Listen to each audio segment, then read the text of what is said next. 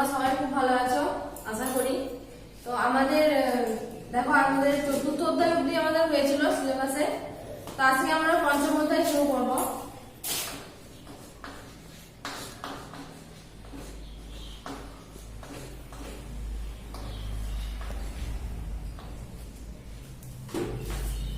তো তোমরা যখন সবাই এখন তো স্কুল ছুটি আছে, তো তোমরা যখন সবাই যখন বাড়ি থেকে যখন আসো স্কুলে, বা আমরা কোথাও বাড়ি থেকে যখন বাইরে যখন কোথাও ঘুরতে যাই, তখন কি আমরা সবাই কিছু না কিছু খাবার খেয়ে যাই। কেউ ভাত, কেউ মুড়ি, কেউ খই, কেউ চিড়ে, কিছু না কিছু খাবার তো আমরা খেয়ে বেরোই।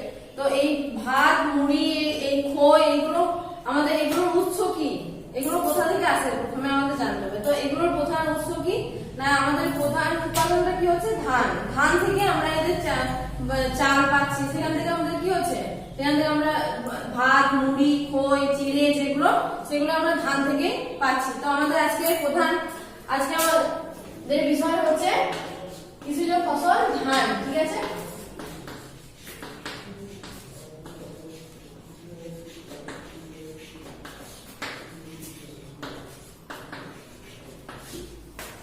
তো ধান আমরা আমাদের পশ্চিমবঙ্গের বেশিরভাগ জেলাতে, মানে শুধু উত্তরের পার্বত্য অঞ্চল বা মালভূমি অঞ্চল ছাড়া আমাদের সব বেশিরভাগ জেলাতে ধান উৎপন্ন হয়। যেমন বর্ধমান, হাওড়া, হুগলি, 24 পরগনা, বীরভূম, সব জেলাতে মোটামুটি কম বেশি ধান উৎপন্ন হয়।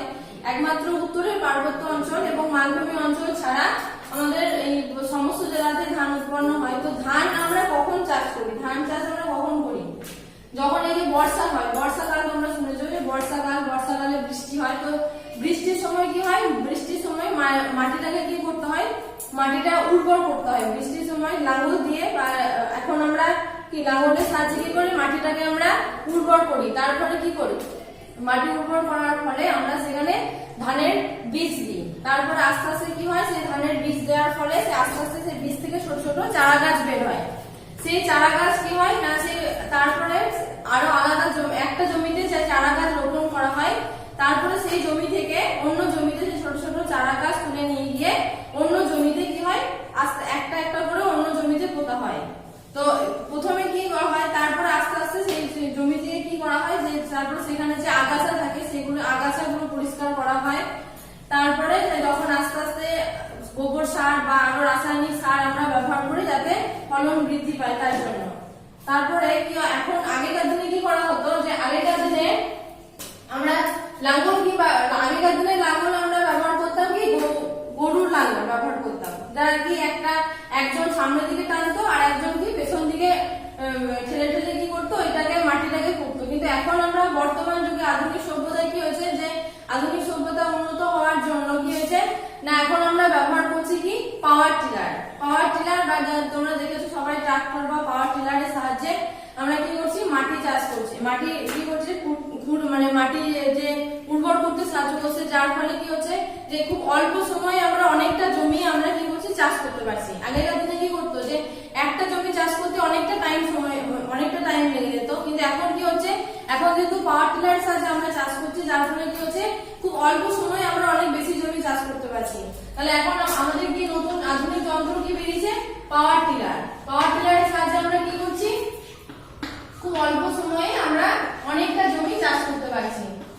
আর কি না, তারপরে কি যখন ধান পাকছে, যখন তারপরে কি করছে, ধান পাকার ফলে কি হয়, আগেকার দিনে কি করতো, যে কাস্তে বা নিড়ানি দিয়ে ধান কাটা হতো, সেগুলোকে আটি বাঁধা হতো, তারপরে সেগুলোকে বাড়িতে নিয়ে আসা হতো। এখন কি হচ্ছে, এখন আধুনিক সভ্যতায় কি হচ্ছে, হারভেস্টার যন্ত্রের সাহায্যে কি হচ্ছে, আমরা খুব অল্প সময়ে আমরা কি করছি, হারভেস্টার যন্ত্রের সাহায্যে খুব অল্প সময়ে আমরা ধান কাটতে পারছি, ধান কেটে ঝরিয়ে নিয়ে একদম আমরা বাড়ি নিয়ে আসতে পারছি। তখন কি করতে হতো, ধান কাটতে হতো কাস্তে দিয়ে, তারপরে সেটাকে তারপরে সেগুলো মাটি কিছুদিন রাখতে হতো শুকানোর জন্য, তারপরে সেগুলোকে কি করতে হতো, আবার ওগুলোকে বোঝাই করে বাড়িতে আনতে হতো। কিন্তু এখন কি হচ্ছে, হারভেস্টার যন্ত্রের সাহায্যে আমরা কি করছি, হারভেস্টার যন্ত্রের সাহায্যে খুব অল্প সময়ে আমরা ধান কেটে সেখানে ঝরিয়ে সেই ধানটাকে আমরা বাড়িতে নিয়ে আসছি।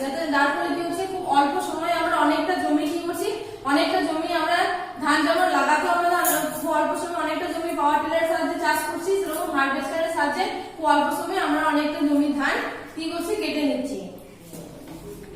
দেখো তোমাদের ক ইউনিট থেকে 1 2 3 4 পড়বে আর 5টা বাদ থাকবে। তারপরে দেখো আগেই বললাম আমরা খ ইউনিটের, এটা হচ্ছে ক ইউনিট গেল। খ ইউনিটে আমরা পড়বো কি যে মানুষের টানা লাঙল।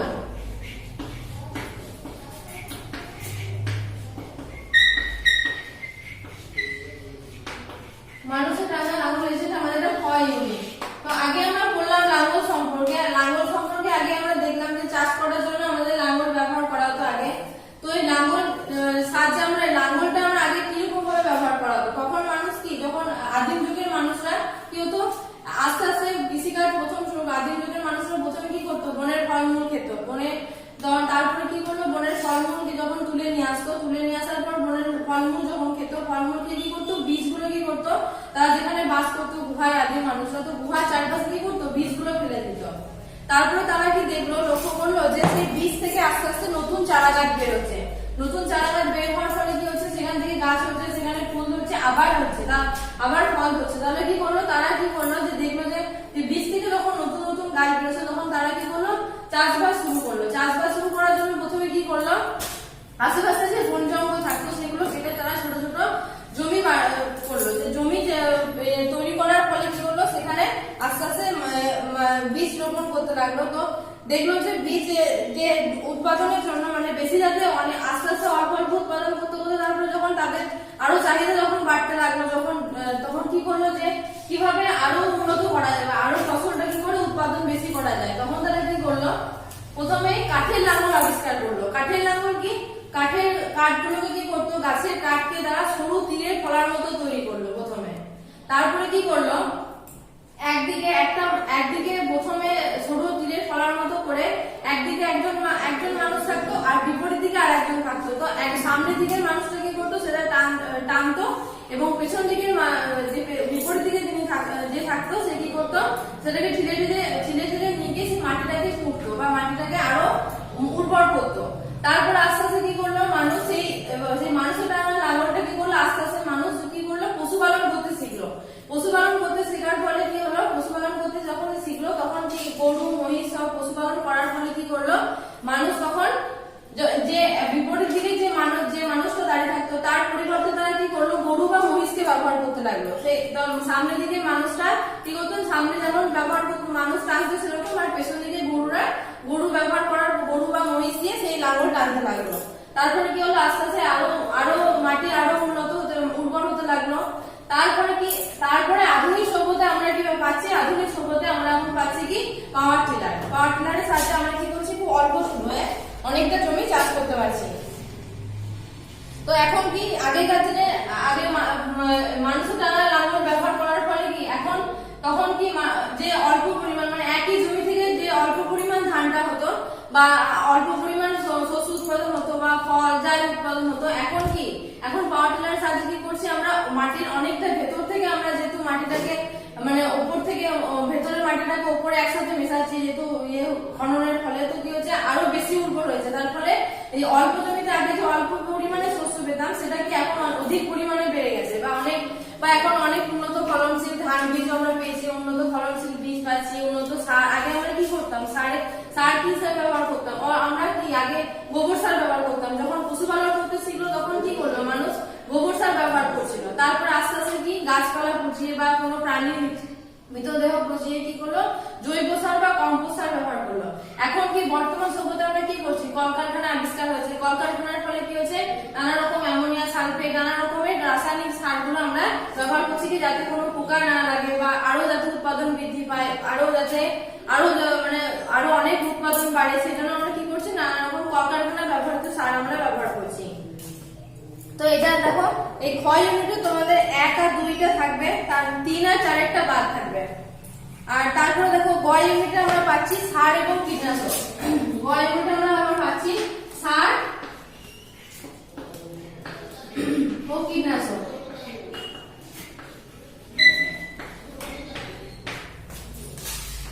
তো সার এবং কীটনাশক প্রথমে আমরা দেখলাম কি, যে মানুষের টানা লাঙল দিয়ে তার থেকে আমরা আস্তে আস্তে যখন পশুপালন করতে শিখলো, তখন আমরা কি করলো,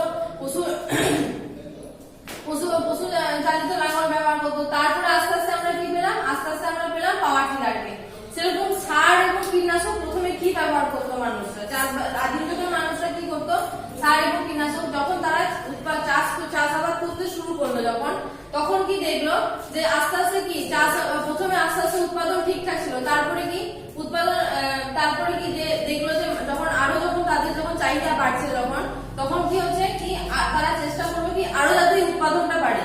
যে অল্প জমি থেকে যে অল্প পরিমাণ উৎপাদন হতো তাতে তাদের চাহিদা মিটছিল না, তারপরে কি যে যদি আরো চাহিদা মেটানো যায় বা আরো যদি উৎপাদন বাড়া যায় তাহলে কি হবে, আরো আমাদের চাহিদা মিটবে। তো সেই তাদের চাহিদা আরো মেটানোর জন্য কি করলো, আরো উৎপাদন বাড়াতে লাগলো। উৎপাদন বাড়ানোর জন্য তারা সার হিসাবে কি ব্যবহার করলো, প্রথমে পশুপালন করার জন্য তারা কি পাত্র পেত গোবর সার। গোবর সার প্রথমে ব্যবহার করতে লাগলো। গোবর সার ব্যবহার করার ফলে কি হলো, গোবর সার ব্যবহার করার ফলে তাদের যে উৎপাদনটা কি হলো, তারা এমনি সাধারণত যে উৎপাদন পাচ্ছিল গোবর সার ব্যবহার করার ফলে তার থেকে উৎপাদনটা আরো একটু বেশি পরিমাণে হলো। তাতেও দেখলো কি তাদের চাহিদা আরো মিটছে না, যে তাতেও তাদের চাহিদাটা আরো আস্তে আস্তে বাড়তে আছে। তো তার জন্য আবার কি করলো, প্রাণী মৃতদেহ, নানা গোবর সার থেকে তারা কি করলো, নানা রকম প্রাণীর মৃতদেহ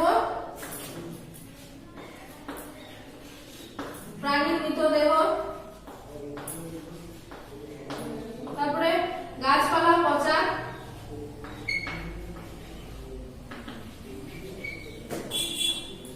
পাতা, কচুরিপানা,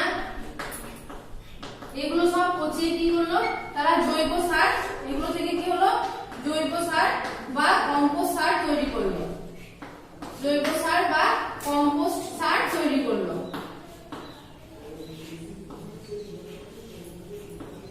তাহলে যখন গোবর সার ব্যবহার যে উৎপাদনটা একটু বৃদ্ধি পেল, তারপরে কি হলো দেখছে তাদের চাহিদাটা আরো বাড়তেছে। তার আরো চাহিদা বাড়ার জন্য কি করলো, তারা চাইলো কি যাতে আরো উৎপাদন বৃদ্ধি পায়। আরো উৎপাদন বৃদ্ধির জন্য তারা কি ব্যবহার করতে লাগলো, জৈব সার বা কম্পোস্ট সার। জৈব সার কি থেকে তৈরি করা হতো, প্রাণীর মৃতদেহ থেকে বা কোনো গাছপালা, কোনো পচা মৃত গাছপালা যে পচে, পাতা পচে বা কোনো কচুরিপানা আছে যে পচে গিয়ে যে সার তৈরি করা হয় সেটা হচ্ছে জৈব সার বা কম্পোস্ট সার। তো সেই জৈব সার বা কম্পোস্ট সার ব্যবহার করতে লাগলো। জৈব সার কম্পোস্ট সার ব্যবহার করার ফলে কি হলো, তাদের উৎপাদনটা আরো বাড়লো। উৎপাদন বাড়ার ফলে কি এখন আধুনিক সভ্যতায় কি হচ্ছে, আরো মানুষের চাহিদা বেড়ে গেছে, কারণ আস্তে আস্তে আমাদের জনসংখ্যা বৃদ্ধি পেয়েছে। জনসংখ্যা বৃদ্ধির ফলে কি চাহিদাটা আরো বাড়তেছে। তো চাহিদা বাড়ার ফলে এখন আমরা কি ব্যবহার করছি, কলকারখানা আমাদের আবিষ্কার হয়েছে। কলকারখানা আবিষ্কার করার ফলে এখন আমরা কি ব্যবহার করছি, নানা রকমের রাসায়নিক সার। এরকম রাসায়নিক সার ব্যবহার করছি। এখন আমরা কি ব্যবহার করছি, আধুনিক সভ্যতায় আমরা ব্যবহার করছি রাসায়নিক সার। আধুনিক সভ্যতায় আমরা কি ব্যবহার করছি, রাসায়নিক সার। রাসায়নিক সার যেমন অ্যামোনিয়া সালফেট, রাসায়নিক সার যেমন অ্যামোনিয়া সালফেট,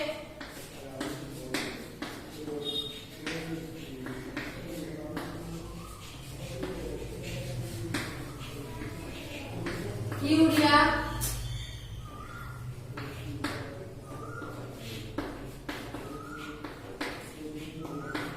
এখন আমরা রাসায়নিক সার ব্যবহার করছি, যার ফলে কি উৎপাদনটা আরো বৃদ্ধি পেয়েছে। কিন্তু কি এবার তারপরে কি হচ্ছে না, যে যেহেতু উৎপাদন বৃদ্ধি পেয়েছে রাসায়নিক সার ব্যবহার করছে, তার ফলে কি এখন কি তার ফলে পোকাতেও কি অনেক ক্ষতি করছে গাছপালা। তার জন্য পোকা ক্ষতি করার জন্য আমরা কি পোকার হাত থেকে রক্ষা করার জন্য আমরা কীটনাশক সার ব্যবহার করি। তো কীটনাশক প্রথমে কি ব্যবহার করা হতো, আগেকার দিনে আদিম যুগের মানুষ তখন তো না কলকারখানা ছিল না, তখন তো আর কীটনাশক সার তো কারখানায় তৈরি করা হতো না। তখন কিভাবে ব্যবহার করা হতো কীটনাশক সার, তখন কীটনাশক সার ব্যবহার করার জন্য ব্যবহার হতো কি নিম পাতা বা কালমেঘ পাতা, মানে তেতো। তোমরা সবাই জানো যে নিম পাতা, কালমেঘ পাতা তেতো।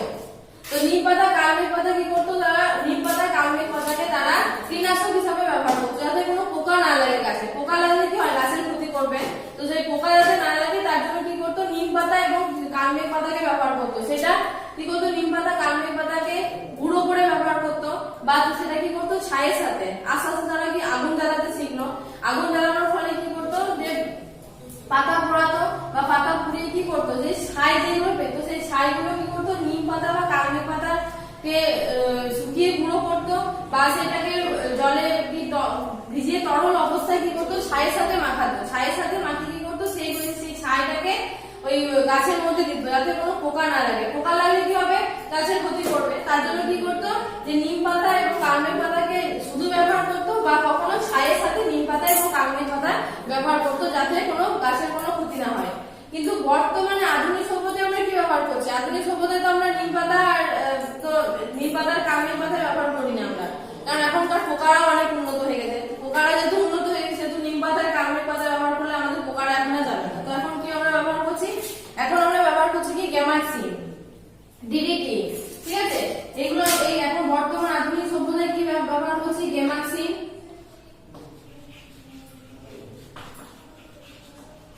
ডিডিটি, এগুলো আমরা কি করছি? এগুলো আমাদের কোথায়? এগুলো কলকারখানা থেকে উৎপন্ন হচ্ছে। এগুলো আমরা এখন বর্তমান সভ্যতায় এই কীটনাশক সার আমরা ব্যবহার করছি।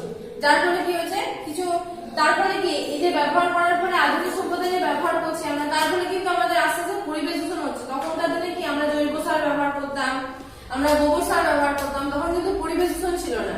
কিন্তু এখন আমরা যত আধুনিক সভ্যতায় যত উৎপাদন আমরা বাড়াতে যাচ্ছি, যত আমাদের উৎপাদন বাড়াতে যাচ্ছি, উচ্চ ফলনশীল ধান বীজ ব্যবহার করছি, উৎপাদন বাড়াচ্ছি, কিন্তু তারপরে কি হচ্ছে? আমাদের পরিবেশের ক্ষতি হচ্ছে, পরিবেশ দূষণ করছে, তারপরে আমাদের মাটি দূষণ করছে, জল দূষণ করছে। কারণ এই যে কীটনাশক গুলো কি হচ্ছে, জল যখন আমরা ধানের মধ্যে দিচ্ছি বা সেগুলো কি হচ্ছে, তখন বৃষ্টি হচ্ছে, তারপরে সেই বৃষ্টির জল যে ওই কীটনাশক গুলো ধুয়ে কি করছে, বা রাসায়নিক সার যেগুলো আমরা ব্যবহার করেছি সেগুলো কি হচ্ছে, বৃষ্টির জল ধুয়ে মাটিতে আবার মাটির ভেতরে আবার যাচ্ছে। মাটিতে ধরো জানো যে মাটির ভেতরে স্তর আছে, তো আমরা এখন বর্তমানে কি করছি, মাটির সেই জলটাকে নিয়ে জল আমরা ব্যবহার করছি। আগে কি আমরা নদীর জল, পুকুর জলে চাষ করতাম, কিন্তু এখন কি করছি, যাতে আরো আমরা কি এখন বর্ষা জলেরও ভরসা করি না, আমরা কি করছি ডিপ টিউবওয়েল, বা এখন তোমরা সবাই এখন জানো যে সাবমার্সাল বা তোমার ওই পাম্পে থেকে আমরা বড় বড় ভেতর থেকে একদম ডিপ টিউবওয়েলের মাধ্যমে আমরা কি করছি, সাবমার্সালের সাহায্যে বা বড় বড় নলকূপের সাহায্যে কি করছি, আমরা মাটির ভেতরে ভূগর্ভের জলটা তুলে নিয়ে আমরা চাষ করছি। যার ফলে কি আমরা এখন আর বৃষ্টি জলেরও ভরসা করি না, পুকুর জলেরও ভরসা করছি না, নদী জলেরও ভরসা করছি না, আমরা কি করছি ভূগর্ভ থেকে জল তুলে নিয়ে আমরা চাষ করছি। তো তার ফলে কি যে এই যে কীটনাশক সার ব্যবহার করার ফলে কি হচ্ছে, যে মাটি যে যখন বৃষ্টি যখন হচ্ছে তখন কি হচ্ছে, এই যে কীটনাশক এবং সারটা কি হচ্ছে জলে ধুয়ে যাচ্ছে, জলে ধুয়ে কি করছে, জলে ধুয়ে যখন কোনো সমুদ্রে কোনো নদীতে পড়ছে বা পুকুরে গিয়ে মিশছে, তার ফলে কি হচ্ছে জল দূষণ করছে। আবার কি হচ্ছে কি জল আবার মাটিতে যখন বয়ে আছে তখন আস্তে আস্তে কি মাটির ভেতরে অনেকগুলো স্তর আছে, মাটির স্তরগুলো আস্তে আস্তে মাটির স্তরে মাটির যখন জলটা যখন মাটি যখন শোষণ করছে তখন কি হচ্ছে ওই কীটনাশক গুলো মাটির ভেতরে প্রবেশ করছে। যার ফলে মাটির ভেতরে যে মাটির যে উপাদানগুলো সেগুলো নষ্ট হচ্ছে, তার ফলে মাটি দূষণ হচ্ছে। তারপরে তাছাড়া যে বিষাক্ত যে গ্যাসগুলো, এগুলো কি এগুলো বিষাক্ত গ্যাস উৎপাদন করে কি বায়ুতে গিয়ে মিশছে, তার ফলে বায়ু দূষণ করছে। তাহলে কি হচ্ছে, আমাদের গোটা পরিবেশটাই দূষণ করছে। আমরা কি উৎপাদন বৃদ্ধির জন্য উৎপাদন বাড়াতে গিয়ে আমরা কি করছি, আমাদের নিজেদের পরিবেশে নিজেরাই আমরা ক্ষতি করছি। কিন্তু আমাদের যেহেতু বর্তমানে জনসংখ্যা বৃদ্ধি পেয়েছে, যেহেতু চাহিদা বেড়েছে, যেহেতু চাহিদা আরো উৎপাদন বাড়াতে গিয়ে কি করছি, আমরা নিজেদের ক্ষতি করছি আমরা। কারণ আমাদের পরিবেশ দূষিত হচ্ছে, আমাদের বায়ু দূষিত হচ্ছে, জল দূষিত হচ্ছে, মাটি দূষিত, তাহলে শুধু উৎপাদন বাড়ানোর জন্য আমরা গোটা আমাদের পরিবেশটাকে নষ্ট করছি। তো এবার দেখো তারপরে কি হচ্ছে, যখন এই যে কীটনাশক সারটা যখন বৃষ্টিতে গিয়ে, যখন বৃষ্টি জলের মাধ্যমে কোনো নদীতে বা যখন কোনো পুকুরে গিয়ে পড়ছে, তখন কি তারপরে কি হচ্ছে, যে পুকুরে যে প্রাণী সবকিছুর একটা, তো পুকুরে ধরো নানা রকমের প্রাণী আছে, নানা রকম মাছ আমরা দেখেছি, তো পুকুর সেগুলো কি হচ্ছে ক্ষতিগ্রস্ত হচ্ছে, তারপরে অনেক মারা যাচ্ছে, অনেক প্রজাতি কি হচ্ছে বিলুপ্ত হয়ে যাচ্ছে, অনেক প্রজাতি নষ্ট হয়ে যাচ্ছে, ঠিক আছে? তো যেমন দেখো, যেমন চিংড়ি মাছ, তোমরা অনেকেই শুনেছো চিংড়ি মাছ, তো আগে যখন কি হতো প্রচুর চিংড়ি মাছ দেখা যেত, এখন চিংড়ি মাছ পুকুরে খুব কম দেখাই যায় না। তো আস্তে আস্তে কি হচ্ছে, অনেক প্রজাতি বিলুপ্ত হচ্ছে। আগে কি কচুরিপানা দেখবে আগে অনেক হতো, অনেক দেখা যেত, এখন কি হচ্ছে আস্তে আস্তে কচুরিপানার পরিমাণটা অনেক কমে গেছে। তারপরে কি আগে পদ্ম ফুল আগে অনেক হতো, একটু একটা কোনো ছোট একটা গাছ লাগালে গোটা পুকুর হয়ে যেত, এখন দেখা যায় না। এগুলো কি কারণ জলটা এখন দূষিত হয়ে যাচ্ছে, জল দূষিত হয়ে যাওয়ার ফলে কি হচ্ছে, যে এইসব যে জলের যে প্রাণী, জলজ উদ্ভিদ, জলজ প্রাণী, নানা রকমের মাছ, এগুলো সবকিছু মারা যাচ্ছে। তার ফলে কি হচ্ছে, এই পরিবেশের সাথে সাথে কি আমাদের নানা রকম প্রজাতিকেও আমরা হারিয়ে ফেলছি। তো দেখো এটা তারপরে কি আমাদের এখন বর্তমান সভ্যতায় কি করতে হবে, উৎপাদনটা যাতে পরিবেশ আমাদের আরো ভালো রাখতে পারি, পরিবেশকে ভবিষ্যৎ প্রজন্মের জন্য যাতে আমরা সুস্থ রাখতে পারি, তার জন্য কি করতে হবে, আমাদের সেই আগের জায়গাতে ফিরে যেতে হবে। আগে যেমন গোবর সার ব্যবহার করতাম, আগে যেমন আমরা জৈব সার ব্যবহার করতাম, তো সেরকম ব্যবহার করার চেষ্টা করতে হবে, যাতে উৎপাদন কিছুটা কম হলেও আমাদের পরিবেশটাকে আমরা যাতে ভালো রাখতে পারি। তো তোমাদের গ ইউনিট থেকে তোমরা 1, 2 পড়বে, 3 বাদ থাকবে, 4 আর 5 পড়বে, 6 বাদ থাকবে। তারপরে গ ইউনিটে দেখো, গ ইউনিট আছে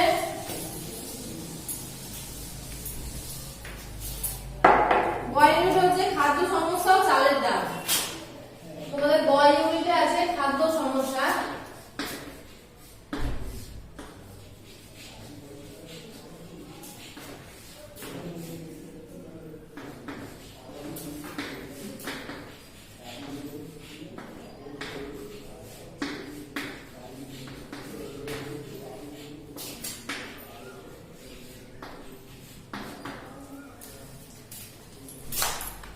এখন কি চালের খাদ্য সমস্যা কি দেখা যাচ্ছে, আমাদের উৎপাদন কিন্তু অনেক বৃদ্ধি পেয়েছে। উৎপাদন আগে যখন আমরা শুধু গোবর সার ব্যবহার করতাম বা শুধু জৈব সার ব্যবহার করতাম, তখন যে উৎপাদন ছিল, আধুনিক সভ্যতায় দাঁড়িয়ে আমাদের উৎপাদন অনেক বেড়ে গেছে। তখন কিন্তু কম উৎপাদনের জন্য কি হতো, তখন কিন্তু এত খাদ্য সমস্যা ছিল না বা এত মানুষের চাহিদা ছিল সবই, কিন্তু এত দাম বেশি ছিল না। কিন্তু এখন যত উৎপাদন বাড়ছে তত কিন্তু খাদ্য সমস্যা আরো বেশি করছে। জনসংখ্যা বাড়ছে ঠিক, কিন্তু কিন্তু আমাদের উৎপাদন তো বহুগুণ বৃদ্ধি পেয়েছে, কারণ আমরা উন্নত ধান বীজ ব্যবহার করছি, উন্নত গম বীজ ব্যবহার করছি, সবকিছু উন্নত বীজ ব্যবহার করছি, উন্নত সার ব্যবহার করছি, রাসায়নিক সার ব্যবহার করছি, কীটনাশক ব্যবহার করছি, আমাদের উৎপাদন বহুগুণ বৃদ্ধি পেয়েছে। কিন্তু তবুও কি হয়েছে, আমাদের খাদ্য সমস্যা কিন্তু বেড়েছে। খাদ্য সমস্যা কিন্তু একটুও কমেনি। খাদ্য সমস্যা কি, খাদ্য সমস্যা কিভাবে বেড়েছে দেখো, আমাদের জনসংখ্যা বৃদ্ধির ফলে কি হয়েছে, জনসংখ্যা বৃদ্ধির ফলে কি যে আমাদের যে আগে কি কৃষি জমি কি যখন দেখলো যে আস্তে আস্তে যখন চাহিদা যখন বাড়ছে, তখন কি করলো যে আস্তে আস্তে জঙ্গল কেটে, বন জঙ্গল কেটে একটা জমি উৎপাদন করতে লাগলো। প্রথমে জমি তৈরি করলো। জমি তৈরি করে তারা কি দেখলো যে যখন দেখছে যে এই অল্প জমিতে হচ্ছে না, আরো জমির পরিমাণ বাড়াতে লাগলো। কিন্তু তারপরে কি সেই জমি কিন্তু আমাদের স্থির আছে, জমি সেই একই আছে যেমন ছিল, কিন্তু আমাদের উৎপাদনটা আমরা অনেক বাড়িয়ে ফেলেছি, কিন্তু জনসংখ্যা বৃদ্ধিটা আরো দ্রুত মাত্রায় পৌঁছে গেছে। জনসংখ্যা বৃদ্ধি এত দ্রুত মাত্রায় পৌঁছে গেছে, সেহেতু খাদ্য উৎপাদন বাড়ানোর পরেও আমাদের খাদ্য সমস্যা ঘটছে।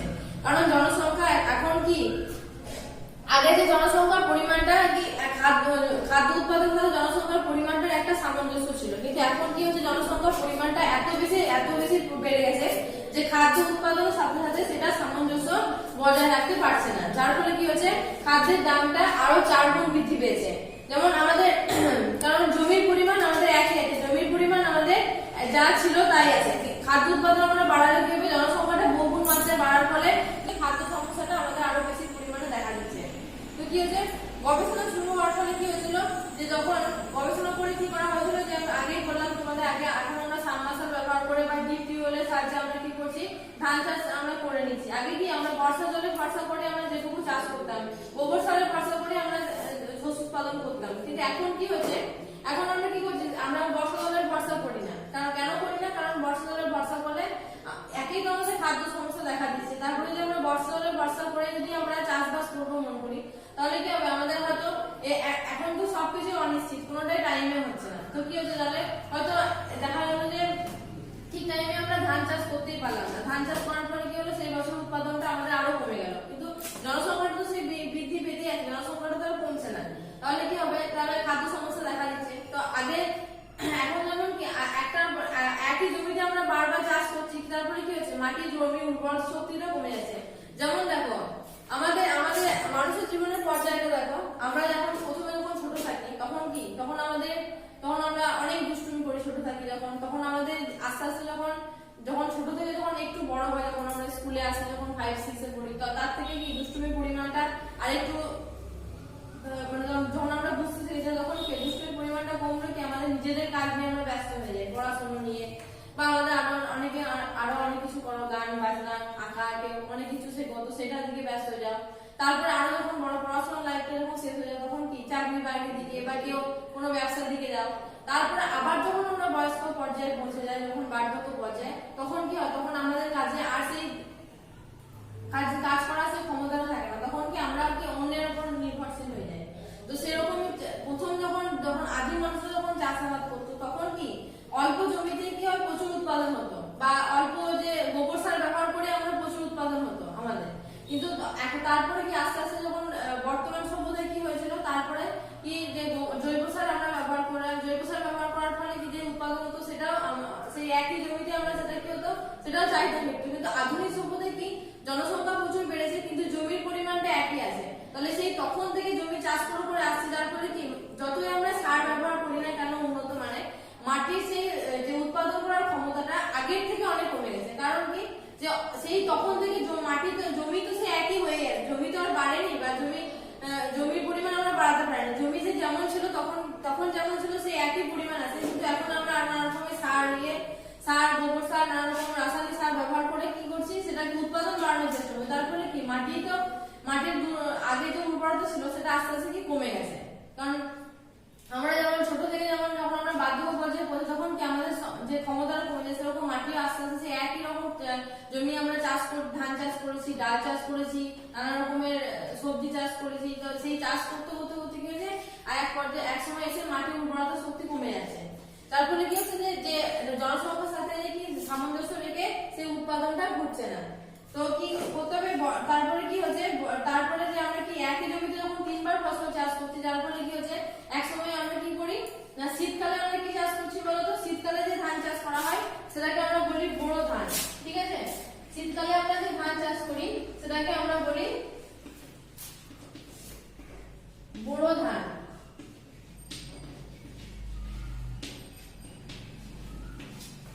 আর আমরা বর্ষার সময় যে ধান চাষ করি সেটাকে বলে আমন ধান। ঠিক আছে, তো তখন কি করতো, বর্ষাকালেই মানুষ শুধু ধান চাষ করতো। এখন কি করছি আমরা শীতকালে, শীতের শেষের দিকে কি করছি, আমরা শীতের শেষের দিকে আমরা ধান চাষ করছি, যেটাকে আমরা কি বলছি বোরো ধান। যার ফলে উৎপাদন কি নানা রকম উচ্চ ফলনশীল ধান বীজ ব্যবহার করছি। উচ্চ ফলনশীল ধান বীজ ব্যবহার করার ফলে কি হচ্ছে যে আমরা এখন দুবার ধান চাষ করছি, তাহলে আমরা শুধু বর্ষাকালে বর্ষা করছি না, আমরা কি করছি টিউবওয়েলের সাহায্যে, ডিপ টিউবওয়েলের সাহায্যে